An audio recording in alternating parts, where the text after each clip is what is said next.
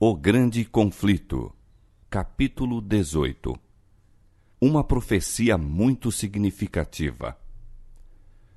Um lavrador íntegro e de sentimentos honestos, que havia sido levado a duvidar da autoridade divina das Escrituras e que, no entanto, desejava sinceramente conhecer a verdade, foi o homem especialmente escolhido por Deus para iniciar a proclamação da segunda vinda de Cristo.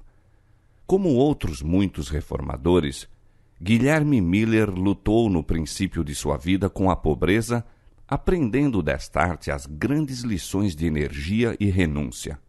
Os membros da família de que proveio caracterizavam-se por um espírito independente e amante da liberdade, pela capacidade de resistência e ardente patriotismo, traços que também eram preeminentes em seu caráter.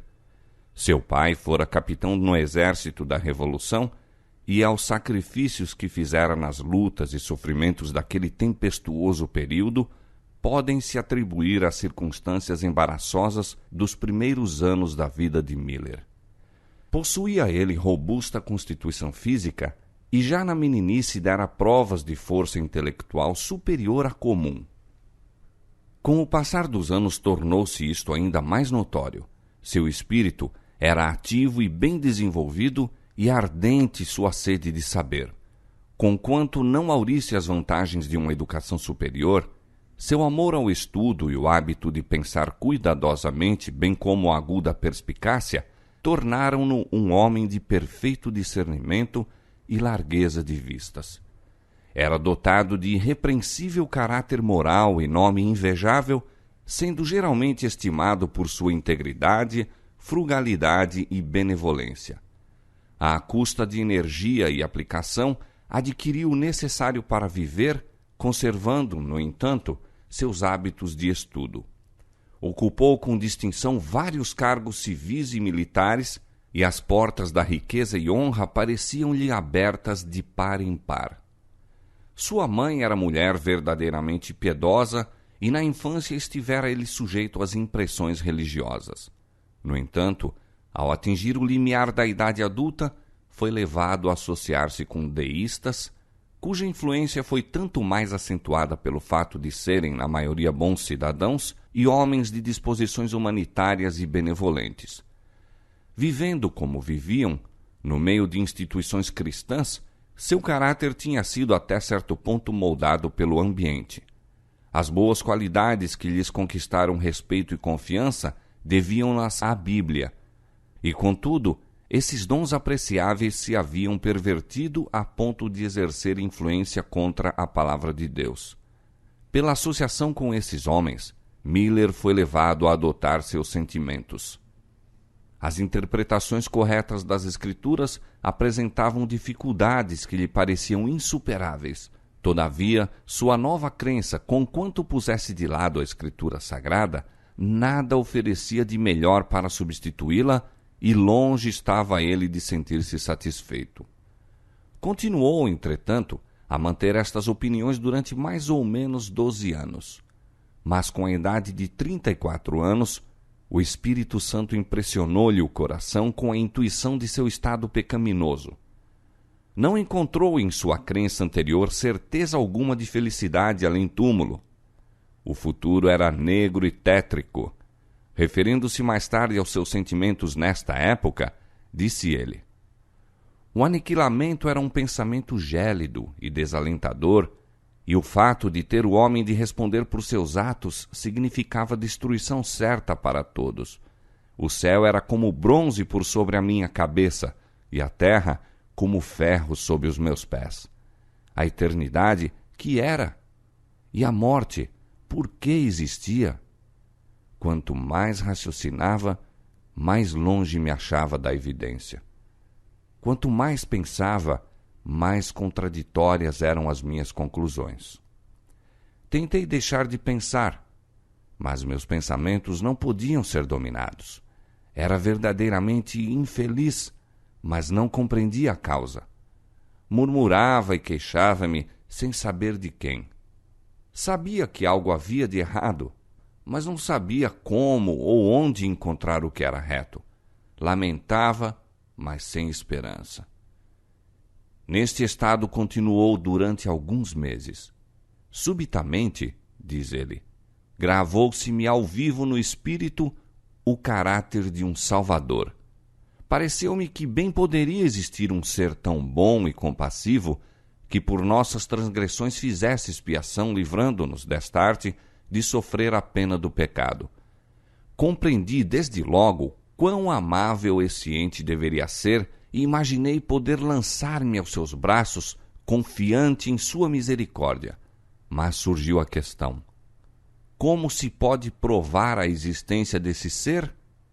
Afora a Bíblia, achei que não poderia obter prova da existência de semelhante Salvador, nem sequer de uma existência futura.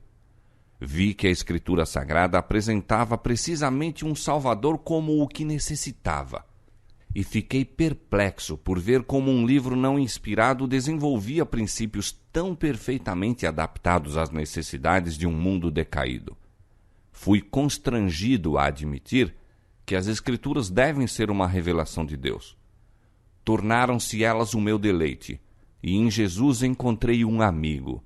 O Salvador tornou-se para mim o primeiro entre 10.000, e as Escrituras, que antes eram obscuras e contraditórias, tornaram-se agora a lâmpada para os meus pés e luz para meu caminho. Meu espírito tranquilizou-se e ficou satisfeito. Achei que o Senhor Deus é uma rocha em meio do oceano da vida. A Bíblia tornou-se então o meu estudo principal e posso, em verdade dizer, pesquisava com grande deleite. Vi que a metade nunca se me havia dito.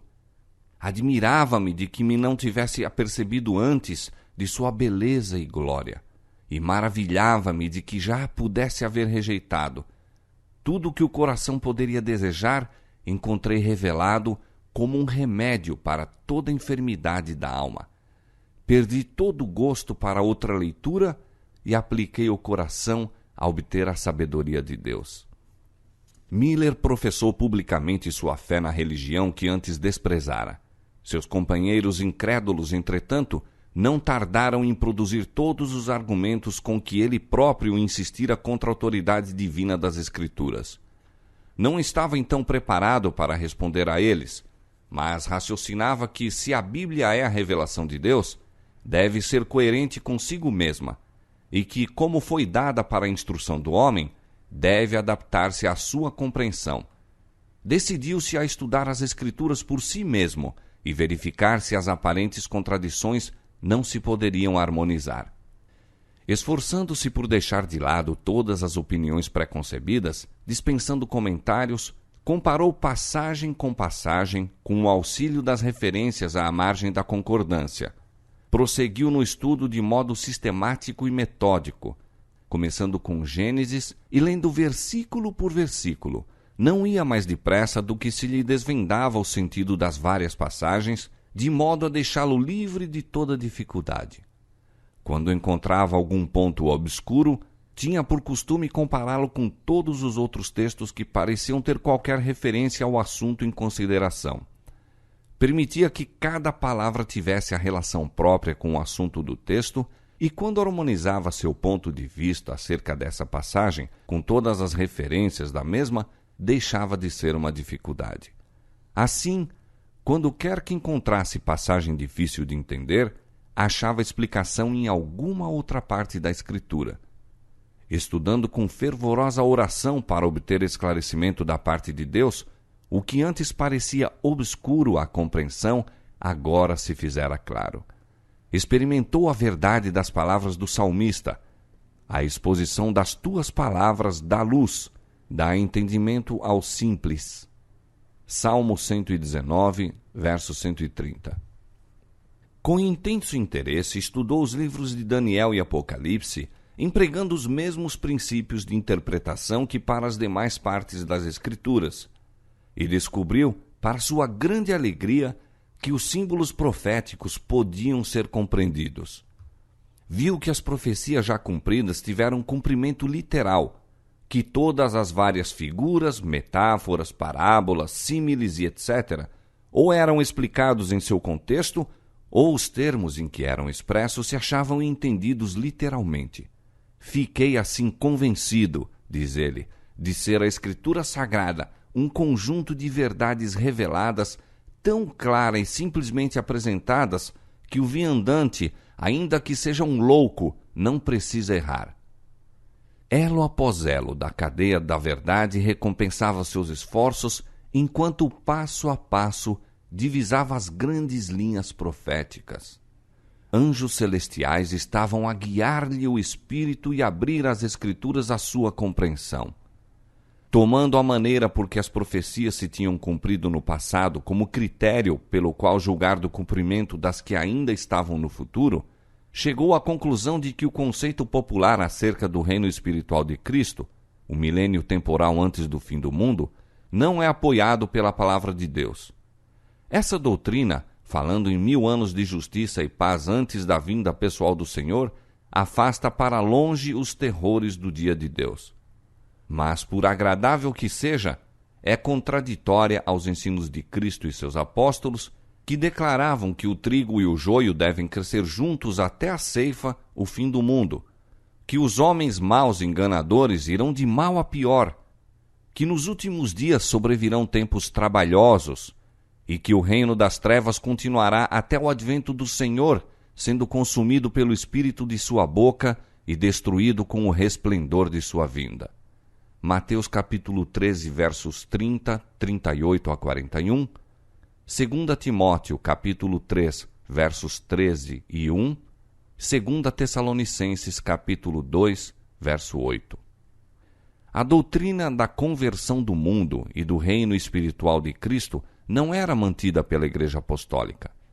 Não foi geralmente aceita pelos cristãos antes do começo do século XVIII, aproximadamente. Como todos os outros erros, seus resultados foram maus. Ensinava os homens a afastarem para um longínquo futuro a vinda do Senhor e os impedia de prestar atenção aos sinais que anunciavam sua aproximação. Infundia um sentimento de confiança e segurança que não era bem fundado, levando muitos a negligenciarem o necessário preparo a fim de se encontrar com seu Senhor. Miller achou que a vinda de Cristo, literal, pessoal, é plenamente ensinada nas Escrituras. Diz Paulo: o mesmo Senhor descerá do céu com alarido e com voz de arcanjo e com a trombeta de Deus. 1 Tessalonicenses capítulo 4, verso 16. E o Salvador declara: verão o Filho do Homem vindo sobre as nuvens do céu com poder e grande glória. Assim como o relâmpago sai do Oriente e se mostra até ao Ocidente, assim será também a vinda do Filho do Homem. Mateus capítulo 24, versos 30 e 27. Ele deverá ser acompanhado de todas as hostes celestiais. O Filho do Homem virá em sua glória e todos os santos anjos com ele. Mateus capítulo 25, verso 31. Ele enviará os seus anjos com um rijo clamor de trombeta, os quais ajuntarão os seus escolhidos. Mateus capítulo 24, verso 31. À sua vinda, os justos que estiverem mortos ressuscitarão, os vivos serão transformados. Nem todos dormiremos, diz Paulo, mas todos seremos transformados num momento, num abrir e fechar de olhos, ante a última trombeta, porque a trombeta soará e os mortos ressuscitarão incorruptíveis e nós seremos transformados. Porque convém que isto que é corruptível se revista da incorruptibilidade e que isto que é mortal se revista da imortalidade. 1 Coríntios capítulo 15, versos 51 a 53. E em sua carta aos Tessalonicenses, depois de descrever a vinda do Senhor, diz ele: os que morreram em Cristo ressuscitarão primeiro. Depois nós, os que ficarmos vivos, seremos arrebatados juntamente com ele nas nuvens, a encontrar o Senhor nos ares, e assim estaremos sempre com o Senhor. 1 Tessalonicenses capítulo 4, versos 16 e 17. Não poderá o seu povo receber o reino antes do advento pessoal de Cristo. disse o Salvador: E quando o Filho do Homem vier em sua glória, e todos os santos anjos com ele, então se assentará no trono da sua glória, e todas as nações serão reunidas diante dele, e apartará uns dos outros, como o pastor aparta dos bodes as ovelhas, e porá as ovelhas à sua direita, mas os bodes à esquerda. Então dirá o rei aos que estiverem à sua direita: Vinde, benditos de meu Pai, possuí por herança o reino que vos está preparado desde a fundação do mundo. Mateus capítulo 25, versos 31 a 34. Vimos pelos textos citados que quando o Filho do Homem vier, os mortos serão ressuscitados incorruptíveis e os vivos serão transformados. Por esta grande mudança ficam preparados para receberem o reino, pois Paulo diz: a carne e o sangue não podem herdar o reino de Deus, nem a corrupção herda a incorrupção. 1 Coríntios capítulo 15, verso 50. O homem, em seu estado presente, é mortal, corruptível. O reino de Deus, porém, será incorruptível, permanecendo para sempre. Portanto, o homem, em sua condição atual, não pode entrar no reino de Deus. Mas, em vindo Jesus, confere a imortalidade a seu povo, e então os chama para possuírem um reino de que até ali têm sido apenas herdeiros. Estas e outras passagens provaram claramente ao espírito de Miller que os acontecimentos que geralmente se esperava ocorrerem antes da vinda de Cristo, como seja o reino universal de paz e o estabelecimento do domínio de Deus sobre a terra, deveriam ser subsequentes ao segundo advento. Além disso, todos os sinais dos tempos e as condições do mundo correspondiam à descrição profética dos últimos dias.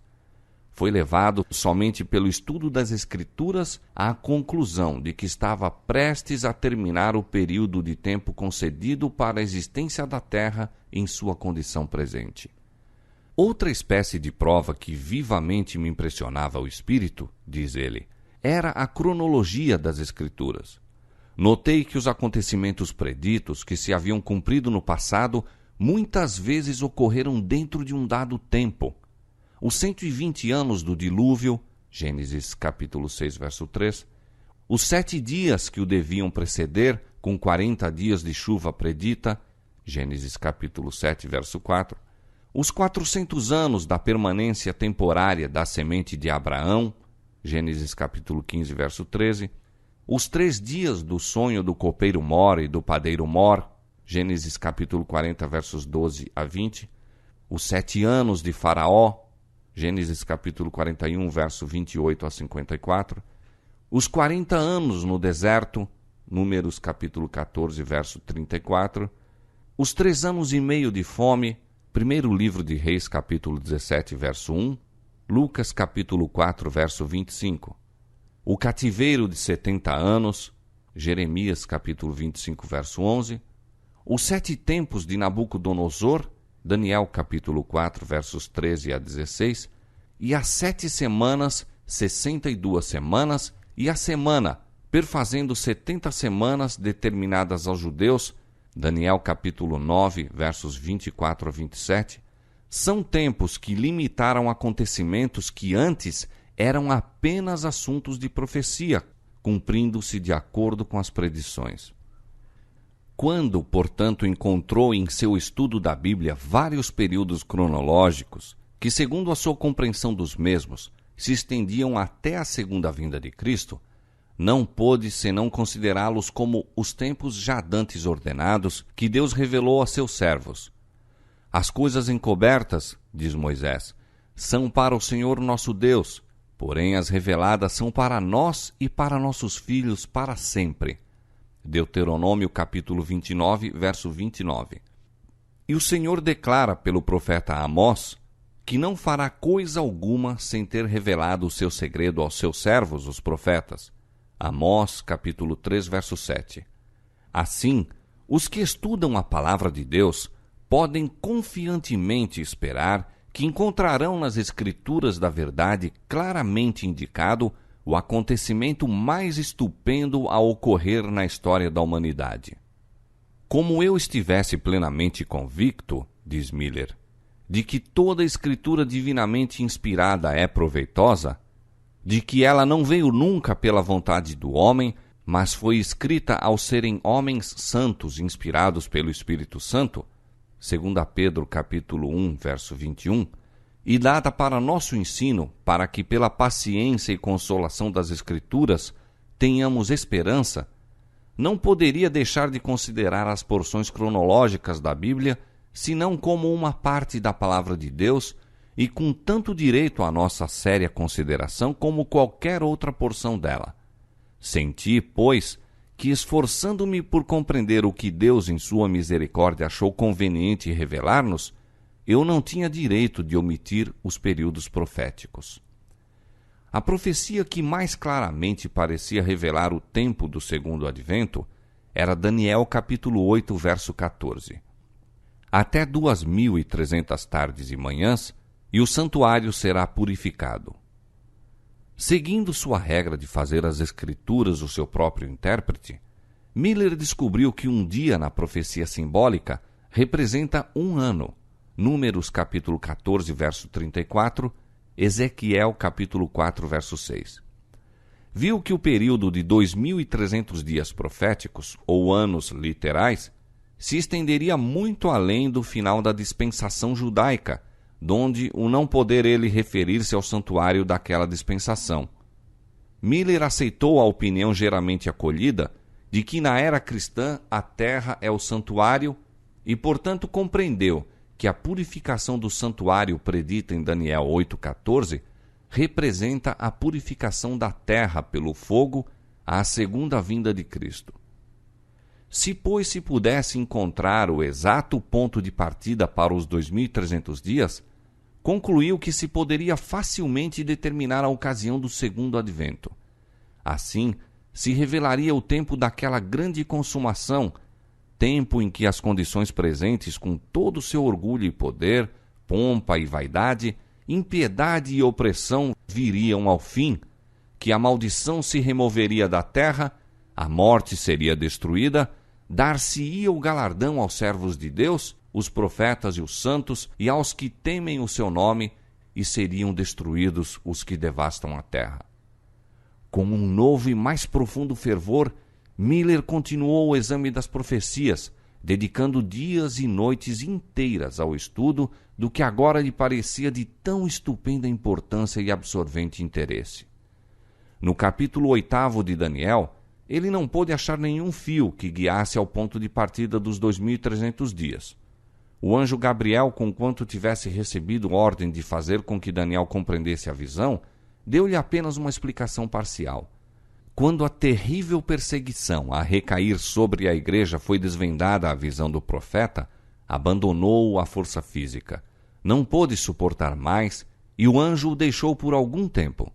Daniel enfraqueceu e esteve enfermo alguns dias. Espantei-me acerca da visão, diz ele, e não havia quem a entendesse. Deus ordenou, contudo, a seu mensageiro: dá a entender a este a visão. A incumbência devia ser satisfeita. Em obediência a ela, o anjo, algum tempo depois, voltou a Daniel dizendo: agora saí para fazer-te entender o sentido. Toma, pois, bem sentido na palavra e entende a visão. Daniel capítulo 9, versos 22 e 23. Havia na visão do capítulo 8 um ponto importante que tinha sido deixado sem explicação, a saber, o que se refere ao tempo, ou seja, ao período dos 2.300 dias. Portanto, o anjo, reencetando a explicação, ocupa-se principalmente do assunto do tempo. 70 semanas estão determinadas sobre o teu povo e sobre a tua santa cidade. Sabe e entende. Desde a saída da ordem para restaurar e para edificar Jerusalém até o Messias, o príncipe, 7 semanas e 62 semanas. As ruas e as tranqueiras se reedificarão, mas em tempos angustiosos. E depois das 62 semanas, será tirado o Messias, e não será mais. E ele firmará um concerto com muitos por 1 semana, e na metade da semana fará cessar o sacrifício e a oferta de manjares. Daniel capítulo 9, versos 24 a 27. O anjo fora enviado a Daniel com o expresso fim de lhe explicar o ponto que tinha deixado de compreender na visão do capítulo 8, a saber, a declaração relativa ao tempo. Até 2.300 tardes e manhãs, e o santuário será purificado. Depois de mandar Daniel tomar bem sentido na palavra e entender a visão, as primeiras declarações do anjo foram: 70 semanas estão determinadas sobre o teu povo e sobre a tua santa cidade. A palavra aqui traduzida determinadas significa literalmente separadas.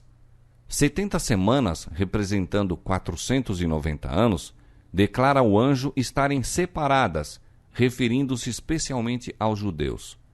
Mas separadas de quê? Como os 2.300 dias foram o único período de tempo mencionado no capítulo 8, devem ser o período de que as 70 semanas se separaram. Estas devem ser, portanto, uma parte dos 2.300 dias, e os dois períodos devem começar juntamente. Declara o anjo datarem as 70 semanas da saída da ordem para restaurar e edificar Jerusalém. Se pudesse encontrar a data desta ordem, estaria estabelecido o ponto de partida do grande período dos 2.300 dias. No 7º capítulo de Esdras, acha-se o decreto. Esdras capítulo 7, versos 12 a 26. Em sua forma completa, foi promulgado por Artaxerxes, rei da Pérsia, em 457 a.C. Mas em Esdras 6, 14, se diz ter sido a casa do Senhor em Jerusalém edificada conforme o mandado, ou decreto, como se poderia traduzir, de Ciro e de Dario e de Artaxerxes, rei da Pérsia. Estes três reis, originando, confirmando e completando o decreto, deram-lhe a perfeição exigida pela profecia para assinalar o início dos 2.300 anos. Tomando-se o ano 457 a.C., tempo em que se completou o decreto, como data da ordem, viu-se ter se cumprido toda a especificação da profecia relativa às 70 semanas. Desde a saída da ordem para restaurar e para edificar Jerusalém, até o Messias, o príncipe, 7 semanas e 62 semanas, a saber, 69 semanas ou 483 anos. O decreto de Artaxerxes entrou em vigor no outono de 457 a.C. A partir desta data, 483 anos estendem-se até o outono do ano 27 de nossa era. Naquele tempo, esta profecia se cumpriu. A palavra Messias significa o ungido. No outono do ano 27 de nossa era, Cristo foi batizado por João e recebeu a unção do Espírito. O apóstolo Pedro testifica que Deus ungiu a Jesus de Nazaré com o Espírito Santo e com virtude. Atos capítulo 10, verso 38. E o próprio Salvador declarou: O Espírito do Senhor é sobre mim, pois que me ungiu para evangelizar os pobres. Lucas capítulo 4, verso 18. Depois de seu batismo, ele foi para a Galiléia, pregando o evangelho do reino de Deus e dizendo: O tempo está cumprido. Marcos capítulo 1, versos 14 e 15. E ele firmará concerto com muitos por 1 semana. A semana a que há referência aqui é a última das 70, são os últimos 7 anos do período concedido especialmente aos judeus. Durante este tempo, que se estende do ano 27 ao ano 34 de nossa era, Cristo, a princípio em pessoa e depois pelos seus discípulos, dirigiu o convite do Evangelho especialmente aos judeus. Ao saírem os apóstolos com as boas novas do reino, a recomendação do Salvador era: Não ireis pelos caminhos das gentes, nem entrareis em cidades de samaritanos, mas ide às ovelhas perdidas da casa de Israel. Mateus capítulo 10, versos 5 e 6. Na metade da semana fará cessar o sacrifício e a oferta dos manjares. No ano 31 da nossa era, 3 anos e meio depois de seu batismo, Nosso Senhor foi crucificado. Com o grande sacrifício oferecido sobre o Calvário, terminou aquele sistema cerimonial de ofertas que durante 4.000 anos haviam apontado para o Cordeiro de Deus. O tipo alcançou o antítipo e todos os sacrifícios e ofertas daquele sistema cerimonial deveriam cessar. As 7 semanas, ou 490 anos, especialmente conferidas aos judeus, terminaram, como vimos, no ano 34. Naquele tempo, pelo ato do Sinédrio Judaico, a nação selou sua recusa do Evangelho pelo martírio de Estevão e perseguição aos seguidores de Cristo. Assim, a mensagem da salvação, não mais restrita ao povo escolhido, foi dada ao mundo. Os discípulos, forçados pela perseguição a fugir de Jerusalém, iam por toda a parte anunciando a palavra. Filipe desceu à cidade de Samaria e pregou a Cristo. Pedro, divinamente guiado, revelou o evangelho ao centurião de Cesareia, Cornélio, que era temente a Deus, e o ardoroso Paulo, ganho à fé cristã, foi incumbido de levar as alegres novas aos gentios de longe. Atos capítulo 8, versos 4 e 5, capítulo 22, verso 21. Até aqui, cumpriram-se de maneira surpreendente todas as especificações das profecias e fixa-se o início das 70 semanas, inquestionavelmente, no ano 457 a.C. e seu termo no ano 34 de nossa era. Por estes dados, não há dificuldade em achar-se o final dos 2.300 dias. Tendo sido as 70 semanas, 490 dias, separadas dos 2.300 dias, ficaram restando 1.810 dias. Depois do fim dos 490 dias, os 1.810 dias deveriam ainda cumprir-se. Contando do ano 34 de nossa era, 1.810 anos se estendem a 1.844. Consequentemente, os 2.300 dias de Daniel capítulo 8, verso 14, terminam em 1844.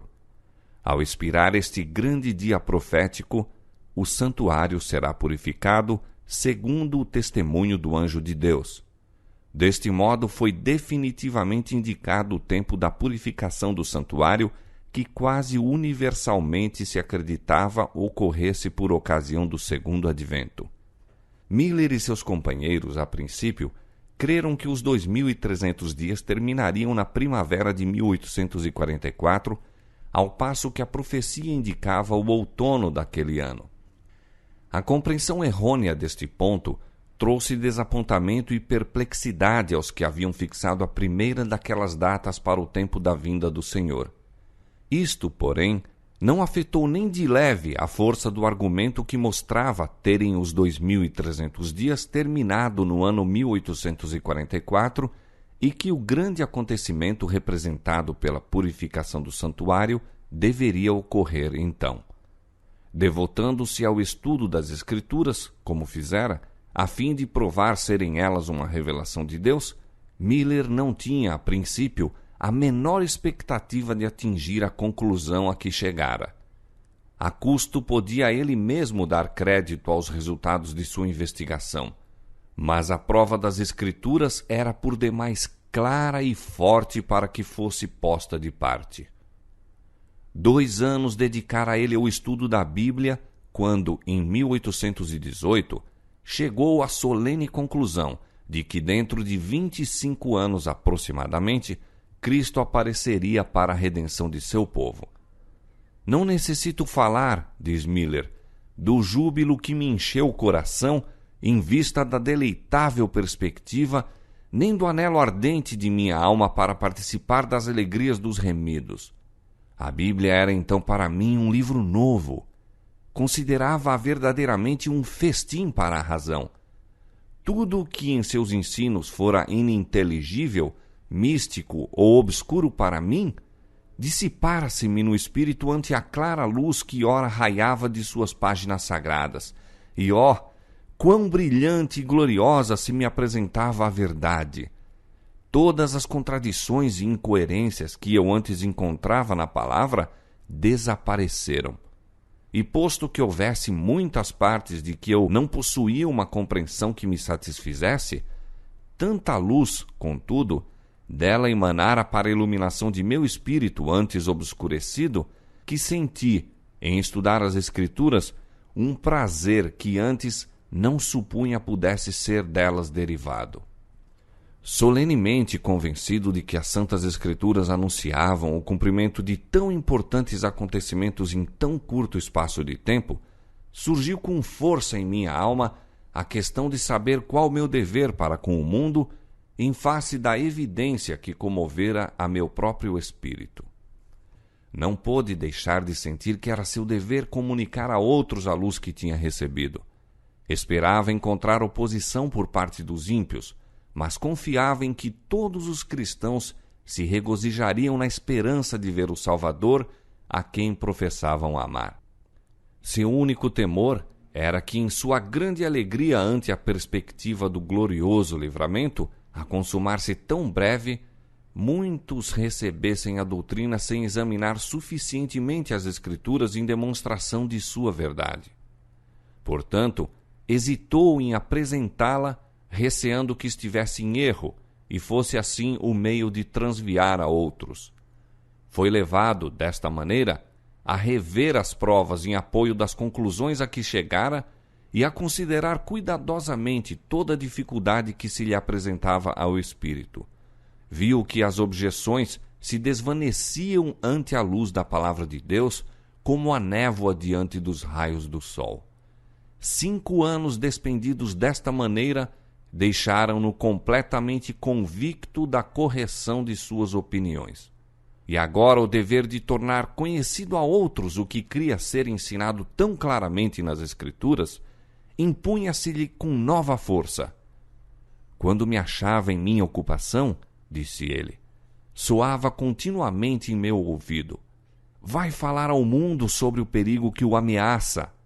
Ocorria-me constantemente esta passagem: se eu disser ao ímpio, ó ímpio, certamente morrerás, e tu não falares para desviar o ímpio de seu caminho, morrerá esse ímpio na sua iniquidade, mas o seu sangue eu o demandarei da tua mão. Mas quando tu tiveres falado para desviar o ímpio do seu caminho, para que se converta dele, e ele se não converter de seu caminho, ele morrerá na sua iniquidade, mas tu livraste a tua alma. Ezequiel capítulo 33, versos 8 e 9. Compreendi que se os ímpios pudessem ser devidamente advertidos, multidões deles se arrependeriam e que se eles não fossem avisados, seu sangue poderia ser exigido de minha mão. Começou ele a apresentar suas opiniões em particular quando se lhe oferecia a oportunidade, orando para que algum pastor pudesse sentir a força das mesmas e dedicar-se à sua promulgação. Mas não pôde banir a convicção de que tinha um dever pessoal a cumprir em fazer a advertência. Ocorriam-lhe sempre ao espírito as palavras: vai dizê-lo ao mundo, seu sangue requererei de tuas mãos. Durante 9 anos esperou, pesando-lhe sempre este fardo sobre a alma, até que em 1831, pela primeira vez, expôs publicamente as razões de sua fé. Assim como Eliseu foi chamado quando a rabiça do arado acompanhava os bois no campo de trabalho, a fim de receber o manto da consagração ao ofício de profeta, também Guilherme Miller foi chamado para deixar o arado e desvendar ao povo os mistérios do reino de Deus. Cheio de temores, deu início ao trabalho, levando seus ouvintes passo a passo, através dos períodos proféticos, até o segundo aparecimento de Cristo. Em cada preleção, ganhava ele energia e coragem, vendo o grande interesse despertado por suas palavras. Foi somente às solicitações de seus irmãos, em cujas palavras ele ouvia o chamado de Deus, que Miller consentiu em apresentar suas opiniões em público. Contava então 50 anos de idade, não estava habituado a falar em público e sentia-se oprimido ao reconhecer sua incapacidade para a obra. Desde o princípio, porém, seus trabalhos para a salvação das almas foram abençoados de modo notável. Sua primeira conferência foi seguida de um despertamento religioso no qual se converteram 13 famílias inteiras, com exceção de 2 pessoas. Foi imediatamente convidado a falar em outros lugares e quase em toda parte seu trabalho resultava em avivamento da obra de Deus. Convertiam-se pecadores, cristãos eram despertados à maior consagração e deístas e incrédulos reconheciam a verdade da Bíblia e da religião cristã. O testemunho daqueles entre os quais trabalhava atingia a uma classe de espíritos fora da influência de outros homens. Sua pregação era de modo a despertar o espírito público aos grandes temas da religião e sustar o crescente mundanismo e sensualidade da época. Em quase todas as cidades havia dezenas de conversos, e em algumas centenas como resultado de sua pregação. Em muitos lugares, as igrejas protestantes de quase todas as denominações abriram-se-lhe amplamente, e os convites para nelas trabalhar vinham geralmente dos pastores das várias congregações. Adotava como regra invariável não trabalhar em qualquer lugar a que não fosse convidado. E, no entanto, logo se viu impossibilitado de atender à metade dos pedidos que choviam sobre ele.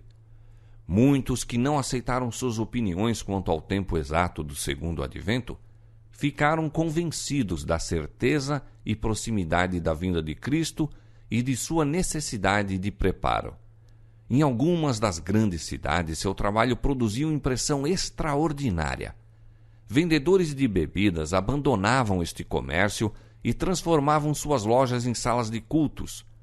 Antros de jogo eram fechados. Corrigiam-se incrédulos, deístas, universalistas e mesmo os libertinos mais perdidos, alguns dos quais não haviam durante anos entrado em uma casa de culto. Várias denominações efetuavam reuniões de oração em diferentes bairros, quase a todas as horas do dia, reunindo-se os homens de negócios ao meio-dia para a oração de louvor. Não havia nenhuma excitação extravagante, mas sim uma sensação de solenidade quase geral no espírito do povo. Sua obra, como a dos primeiros reformadores, tendia antes para convencer o entendimento e despertar a consciência do que a meramente excitar as emoções.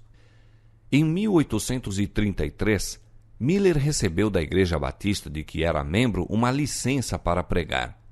Grande número dos pastores de sua denominação aprovou-lhe também a obra e foi com essa sanção formal que continuou com os seus trabalhos.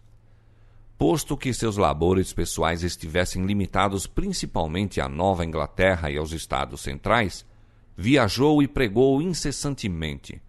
Durante vários anos, suas despesas eram cobertas inteiramente por sua bolsa particular e, posteriormente, nunca recebeu o bastante para custear as viagens aos lugares a que era convidado. Assim, seus trabalhos públicos, longe de serem benefício pecuniário, eram de pesado encargo às posses que gradualmente diminuíram durante este período de sua vida. Era chefe de numerosa família, mas como todos eram sóbrios e industriosos, sua fazenda bastava para a manutenção de todos. Em 1833, 2 anos depois que Miller começou a apresentar em público as provas da próxima vinda de Cristo, apareceu o último dos sinais que foram prometidos pelo Salvador como indícios de seu segundo advento. Disse Jesus: as estrelas cairão do céu. Mateus capítulo 24, verso 29.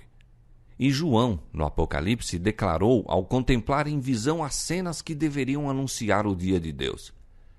E as estrelas do céu caíram sobre a terra, como quando a figueira lança de si os seus figos verdes, abalada por um vento forte.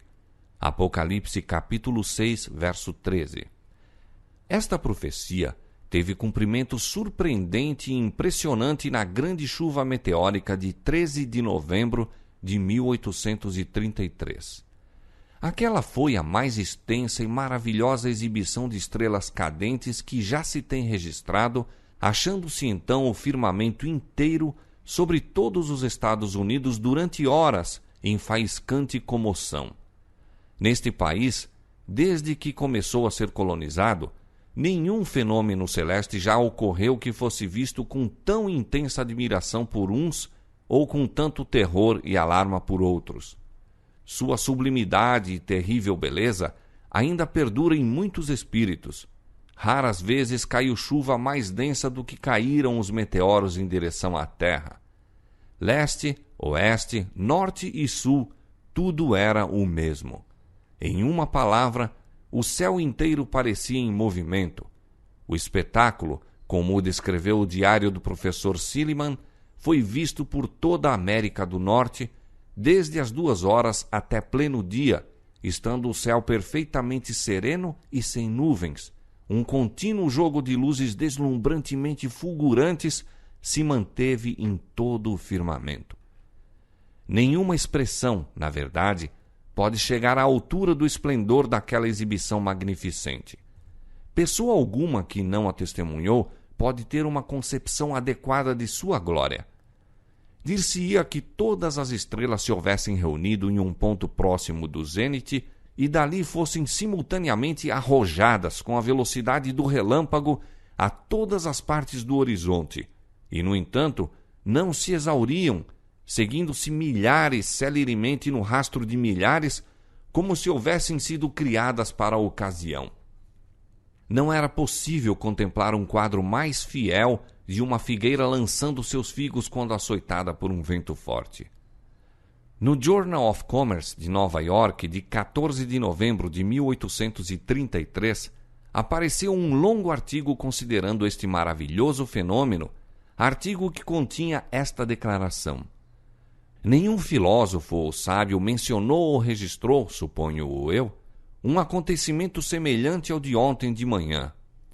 Um profeta há 1800 anos predisse-o exatamente, se não nos furtarmos ao incômodo de compreender o chuveiro de estrelas como a queda das mesmas, no único sentido em que é possível ser isso literalmente verdade. Assim se mostrou o último dos sinais de sua vinda, relativamente aos quais Jesus declarou a seus discípulos: quando virdes todas estas coisas, sabei que está próximo às portas. Mateus capítulo 24, verso 33. Depois destes sinais, João contemplou, como o grande acontecimento a seguir imediatamente, o céu retirando-se como pergaminho que se enrola, enquanto a terra tremia, montanhas e ilhas se removiam dos lugares, e os ímpios procuravam, aterrorizados, fugir da presença do Filho do Homem. Apocalipse capítulo 6, versos 12 a 17. Muitos que testemunharam a queda das estrelas consideraram-na um arauto do juízo vindouro, sinal espantoso, precursor certo, misericordioso prenúncio do grande e terrível dia. Deste modo, a atenção do povo foi dirigida para o cumprimento da profecia, sendo muitos levados a dar atenção à advertência do segundo advento. No ano de 1840, outro notável cumprimento de profecia despertou geral interesse. 2 anos antes, Josias Litch, um dos principais pastores que pregavam o segundo advento, publicou uma explicação de Apocalipse 9, predizendo a queda do Império Otomano. Segundo seus cálculos, esta potência deveria ser subvertida no ano de 1840, no mês de agosto, e poucos dias apenas antes de seu cumprimento escreveu: admitindo que o primeiro período, 150 anos, se cumpriu exatamente antes que Deacoses subisse ao trono com permissão dos turcos, e que os 391 anos, 15 dias, começaram no final do primeiro período, terminará no dia 11 de agosto de 1840, quando se pode esperar seja abatido o poderio otomano em Constantinopla. E isto, creio eu, verificar-se-á ser o caso. No mesmo tempo especificado, a Turquia, por intermédio de seus embaixadores, aceitou a proteção das potências aliadas da Europa e assim se pôs sob a direção de nações cristãs. O acontecimento cumpriu exatamente a predição. Quando isto se tornou conhecido, multidões se convenceram da exatidão dos princípios de interpretação profética adotados por Miller e seus companheiros, e maravilhoso impulso foi dado ao movimento do Advento.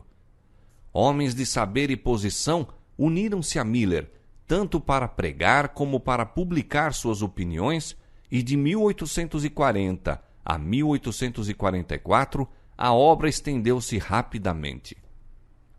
Guilherme Miller possuía grandes dotes intelectuais, disciplinados pela meditação e estudo, e a estes acrescentava a sabedoria do céu, pondo-se em ligação com a fonte da sabedoria. Era um homem de verdadeiro valor que inspirava respeito e estima onde quer que a integridade de caráter e a excelência moral fossem apreciadas. Unindo a verdadeira bondade de coração à humildade cristã e ao poder do domínio próprio, era atento e afável para com todos, pronto para ouvir as opiniões de outrem e pesar seus argumentos. Sem paixão ou excitação, aferia todas as teorias e doutrinas pela palavra de Deus, e seu raciocínio sadio e o profundo conhecimento das Escrituras habilitavam-no a refutar o erro e desmascarar a falsidade. Todavia, não prosseguiu ele o seu trabalho sem tenaz oposição. Como acontecera com os primeiros reformadores, as verdades que apresentava não eram recebidas favoravelmente pelos ensinadores populares da religião. Não podendo manter sua atitude pelas Escrituras, viam-se obrigados a recorrer aos ditos e doutrinas de homens, às tradições dos pais da Igreja. A palavra de Deus, porém, era o único testemunho aceito pelos pregadores da verdade do Advento. A Bíblia e a Bíblia só era a sua senha. A falta de argumentos das Santas Escrituras, por parte dos oponentes, supriam-na eles pelo ridículo e o escárnio. Empregavam tempo, meios e talentos para difamar aqueles cuja única falta era esperar com alegria a volta de seu Senhor e esforçar-se por viver vida santa e exortar aos demais a prepararem-se para o seu aparecimento. Diligentes esforços se faziam para que o espírito do povo fosse desviado do assunto referente ao segundo advento. Procurava-se dar a impressão de que estudar as profecias que se referem à vinda de Cristo e ao fim do mundo fosse pecado, algo de que os homens deveriam envergonhar-se. Assim, o ministério popular minava a fé na palavra de Deus. Seu ensino tornava os homens incrédulos e muitos tomaram a liberdade de andar conforme seus próprios desejos ímpios. Então os autores desse mal atribuíram-no todo aos adventistas. Se bem que Miller conseguisse ter casas repletas de ouvintes inteligentes e atentos, seu nome era raras vezes mencionado pela imprensa religiosa, exceto para fins de acusação e ridículo. Os descuidados e ímpios, tornando-se audazes pela atitude dos ensinadores religiosos, recorriam aos epítetos infamantes, graçolas vis e blasfemas, em seu esforço de amontoar o ultraje sobre ele e sua obra. O homem de cabelos grisalhos, que deixara o lar confortável para viajar a expensas próprias, de cidade em cidade, de vila em vila, lutando incessantemente a fim de levar ao mundo a solene advertência do juízo próximo, era vilmente acusado de fanático, mentiroso e patife explorador. O ridículo, a falsidade, o insulto acumulado sobre ele provocaram indignados protestos mesmo por parte da imprensa secular. Tratar um assunto de tão imponente majestade e terríveis consequências, com leviandade e linguagem baixa, declaravam mesmo homens mundanos, ser não meramente brincar com os sentimentos de seus propagadores e advogados, mas fazer zombaria do dia de juízo, escarnecer da própria divindade e desdenhar os terrores de seu tribunal. O instigador de todo o mal procurava não somente contrariar o efeito da mensagem do Advento, mas destruir o próprio mensageiro. Miller fazia aplicação prática da verdade das Escrituras ao coração de seus ouvintes, reprovando-lhes os pecados e perturbando-lhes a satisfação própria. E suas palavras claras e incisivas despertaram inimizade.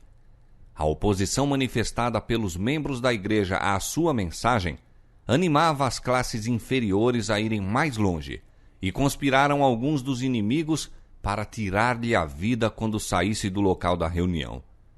Santos anjos, porém, estavam na multidão, e um deles, certa vez, sob a forma de homem, tomou o braço desse servo do Senhor e pô-lo a salvo da turba enfurecida. Sua obra ainda não estava terminada, e Satanás e seus emissários viram seus planos frustrados. A despeito de toda a oposição, o interesse no movimento adventista continuou a aumentar. As congregações cresceram das dezenas e centenas para milhares. Grande aumento houve nas várias igrejas, mas depois de algum tempo se manifestou o espírito de oposição a esses conversos, e as igrejas começaram a tomar providências disciplinares contra os que tinham abraçado as opiniões de Miller. Este ato provocou uma resposta de sua pena em escrito dirigido aos cristãos de todas as denominações, insistindo em que, se suas doutrinas eram falsas, se lhe mostrasse o erro pelas Escrituras. Que temos nós crido, disse ele, que não nos tenha sido ordenado pela palavra de Deus, a qual vós mesmos o admitis, é a regra e a única regra de nossa fé e prática? Que temos nós feito que provocasse tão virulentas acusações contra nós, do púlpito e da imprensa, e vos desse motivo justo para excluir-nos, os adventistas, de vossas igrejas e comunhão? Se estamos errados, peço mostrar-nos em que consiste nosso erro. Mostrai-nos pela palavra de Deus que estamos enganados. Temos sido bastante ridicularizados. Isso nunca nos poderá convencer de que estamos em erro. A palavra de Deus unicamente pode mudar nossas opiniões. Chegamos às nossas conclusões depois de refletir maduramente e muito orar, e ao vermos sua evidência nas Escrituras.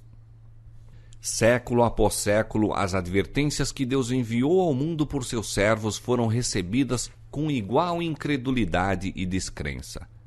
Quando a iniquidade dos antediluvianos o moveu a trazer o dilúvio sobre a terra, primeiramente ele lhes fez saber o seu propósito para que pudessem ter oportunidade de abandonar seus maus caminhos. Durante 120 anos, lhes soou aos ouvidos o aviso que, se arrependessem, não acontecesse manifestar-se a ira de Deus a fim de destruí-los. A mensagem parecia-lhes, porém, uma história ociosa, e nela não creram. Fazendo-se audaciosos em sua impiedade, caçoavam do mensageiro de Deus, recebiam frivolamente seus apelos e até o acusavam de presunção. Como ousa um homem levantar-se contra todos os grandes da terra? Se a mensagem de Noé era verdadeira, por que todo mundo não ouviu e creu? A palavra de um homem contra a sabedoria de milhares. Não queriam dar crédito ao aviso, nem buscar refúgio na arca. Escarnecedores apontavam para as coisas da natureza, a sucessão invariável das estações, o céu azul que nunca havia derramado chuva, os campos verdejantes refrescados pelo brando orvalho da noite, e exclamavam: fala a ele parábolas? Desdenhosamente declaravam ser o pregador da justiça um rematado fanático, e continuavam mais avidamente na busca dos prazeres, mais decididos em seus maus caminhos do que nunca dantes. Mas a incredulidade que alimentavam não impediu o acontecimento predito. Deus suportou por muito tempo sua iniquidade, dando-lhes ampla ocasião para o arrependimento. Ao tempo designado, porém, os juízos do Senhor caíram sobre os que haviam rejeitado sua misericórdia. Cristo declara que existirá idêntica incredulidade no tocante à sua segunda vinda. Como os contemporâneos de Noé não o conheceram, até que veio o dilúvio os levou a todos, assim será também, nas palavras de nosso Salvador, a vinda do Filho do Homem. Mateus capítulo 24, verso 39.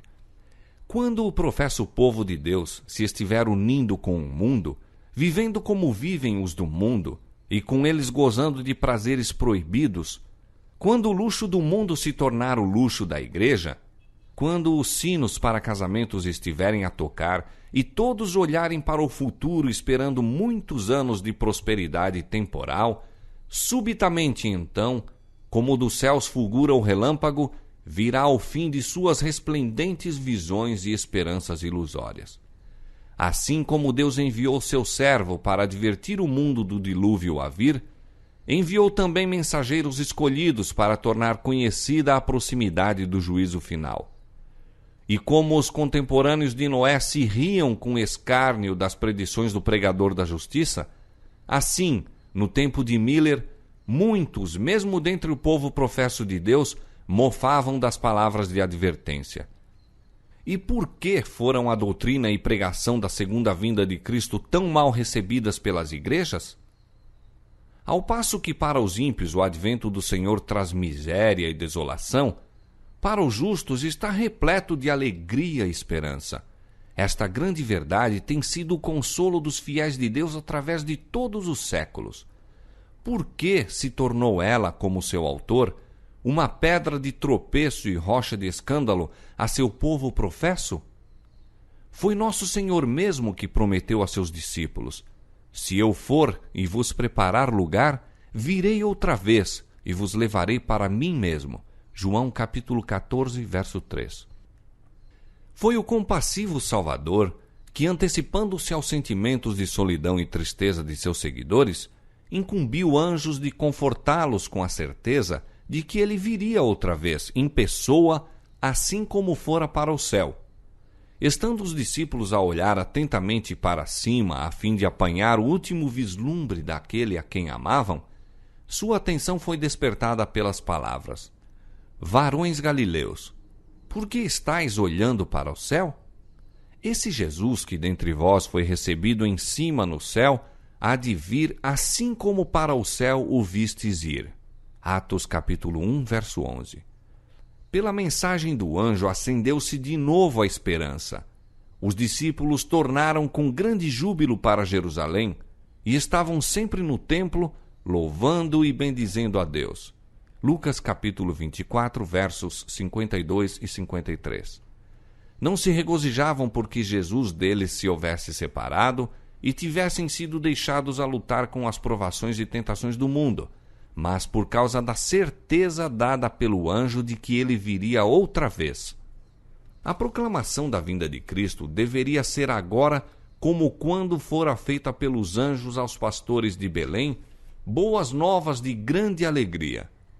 Os que realmente amam ao Salvador saudarão com alegria o anúncio baseado na palavra de Deus de que aquele em quem se centralizam as esperanças de vida eterna vem outra vez, não para ser insultado, desprezado e rejeitado, como se deu no primeiro advento, mas com poder e glória para remir seu povo. Os que não amam o Salvador é que não desejam sua vinda. E não poderá haver prova mais concludente de que as igrejas se afastaram de Deus do que a irritação e a animosidade despertada por esta mensagem enviada pelo céu. Os que aceitaram a doutrina do advento aperceberam-se da necessidade de arrependimento e humilhação perante Deus. Muitos haviam por longo tempo vacilado entre Cristo e o mundo. Agora compreendiam que era tempo de assumir atitude decisiva. As coisas da eternidade assumiam para eles uma desusada realidade. O céu se lhes aproximava e sentiam-se culpados perante Deus. Os cristãos despertaram para a nova vida espiritual. Compenetraram-se de que o tempo era breve, de que o que tinham a fazer pelos seus semelhantes deveria fazer-se rapidamente. A terra retrocedia, a eternidade parecia abrir-se perante eles, e a alma, com tudo o que diz respeito à sua felicidade ou miséria eterna, sentia eclipsar-se todo o objetivo mundano. O Espírito de Deus repousava sobre eles, conferindo poder aos fervorosos apelos que faziam a seus irmãos e aos pecadores, a fim de se prepararem para o dia de Deus. O testemunho silencioso de sua vida diária era constante reprovação aos membros das igrejas, seguidores de formalidades e destituídos de consagração. Estes não desejavam ser perturbados em sua procura de prazeres, seu desejo de ganho e ambição de honras mundanas. Daí a inimizade e a oposição suscitadas contra a fé no advento e contra os que a proclamavam. Como se verificassem irrefutáveis os argumentos baseados nos princípios proféticos, os oponentes se esforçaram por desacoroçoar a investigação deste assunto, ensinando que as profecias estavam fechadas. Assim seguiram os protestantes nas pegadas dos romanistas. Enquanto a igreja papal privava da Bíblia o povo, as igrejas protestantes alegavam que uma parte importante da palavra sagrada, parte que apresentava verdades especialmente aplicáveis ao nosso tempo, não podia ser compreendida. Pastores e povo declaravam que as profecias de Daniel e do Apocalipse eram mistérios incompreensíveis. Cristo, porém, chamou a atenção de seus discípulos para as palavras do profeta Daniel relativas aos acontecimentos a ocorrerem na época deles e disse: quem lê, entenda. Mateus capítulo 24, verso 15. E a asserção de que o Apocalipse é um mistério, que não pode ser compreendido, é contradita pelo próprio título do livro, Revelação de Jesus Cristo, a qual Deus lhe deu para mostrar a seus servos as coisas que brevemente devem acontecer. Bem-aventurado aquele que lê e os que ouvem as palavras desta profecia e guardam as coisas que nela estão escritas, porque o tempo está próximo. Apocalipse capítulo 1, versos 1 a 3. Diz o profeta: bem-aventurado aquele que lê. Aos que não querem ler, a bênção não é para estes. E os que ouvem, há alguns também que se recusam a ouvir qualquer coisa relativa às profecias. A bênção não é para esta classe. E guardam as coisas que nela estão escritas. Muitos se recusam a atender às advertências e instruções contidas no Apocalipse. Nenhum desses pode pretender a bênção prometida. Todos os que ridicularizam os assuntos da profecia, zombando dos símbolos ali solenemente dados, todos os que se recusam a reformar a vida e preparar-se para a vinda do Filho do Homem, não serão abençoados. Em vista do testemunho da inspiração, como ousam os homens ensinar que o Apocalipse é um mistério fora do alcance da inteligência humana? É um mistério revelado, um livro aberto. O estudo do Apocalipse encaminha o espírito às profecias de Daniel e ambos apresentam importantíssimas instruções dadas por Deus ao homem relativas a fatos e acontecimentos no final da história deste mundo. Foram reveladas a João cenas de profundo e palpitante interesse na experiência da igreja. Viu ele a oposição, os perigos, os conflitos e o livramento final do povo de Deus. Ele registra as mensagens finais que devem amadurecer a seara da terra, sejam os molhos para o celeiro celeste ou os feixes para os fogos da destruição. Assuntos de vasta importância lhe foram desvendados, especialmente para a última igreja, a fim de que os que volvessem do erro para a verdade pudessem ser instruídos em relação aos perigos e conflitos que diante deles estariam. Ninguém necessita estar em trevas no que respeita àquilo que está para vir sobre a terra. Por que, pois, esta dilatada ignorância com respeito a uma parte importante das Escrituras Sagradas? Por que esta relutância geral em investigar-lhes os ensinos? É o resultado de um esforço estudado do príncipe das trevas para esconder dos homens o que revela os seus enganos. Por esta razão, Cristo, o revelador, prevendo a luta que seria ferida contra o estudo do Apocalipse, pronunciou uma bênção sobre os que lessem, ouvissem e observassem as palavras da profecia.